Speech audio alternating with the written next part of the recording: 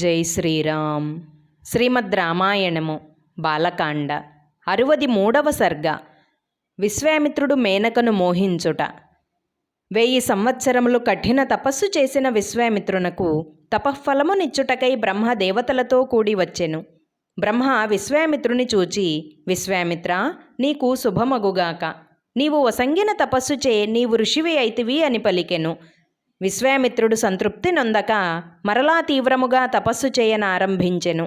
చాలా కాలము గడచిన పిదప ఒకనాడు అప్సరసలలో ఉత్తమురాలు అగు మేనక పుష్కర తీర్థమున స్నానము చేయసాగెను. అసమాన సౌందర్యముతో మెరుపు తీగవలే ప్రకాశించుచున్న ఆమెను చూచి మన్మధునిచే ఆవేశింపబడినవాడై విశ్వామిత్రుడు మేనకతో, ఓ సుందరాంగి, నీకు స్వాగతము. నా ఆశ్రమమున ప్రవేశించి నన్ను అనుగ్రహింపుము అని పలికెను. అలా విశ్వామిత్రుడు మేనకతో సుఖముగా ఉండగా 10 సంవత్సరములు గడిచిపోయెను.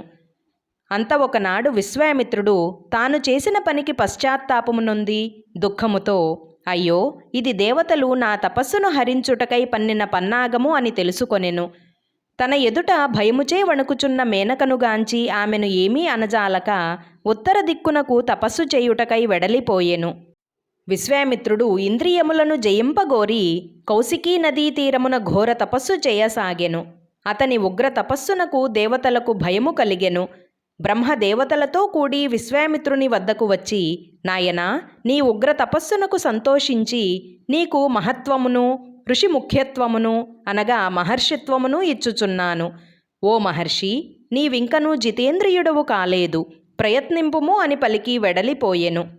విశ్వామిత్రుడు చేతులు పైకెత్తి గాలినే ఆహారముగా గొనుచు తపస్సు చేయసాగెను. వేసవిలో పంచాగ్ని మధ్యన, వర్షాకాలమున వర్షములోను, శీతాకాలమున చల్లని నీటిలో నిలచియు రాత్రింబవళ్ళు కఠోరముగా 1000 సంవత్సరములు తపమాచరించెను.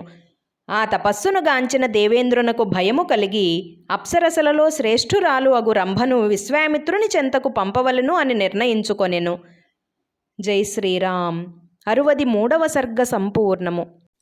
అందరికీ నమస్కారం. పూర్వజా డివోషనల్ ఛానల్కు స్వాగతం. మీకు గనక ఈ వీడియో నచ్చినట్లయితే దయచేసి లైక్ చేయండి, షేర్ చేయండి, ఇంకా కామెంట్ చేయండి. సబ్స్క్రైబ్ చేయడం, బెల్ ఐకాన్ నొక్కడం మర్చిపోకండి.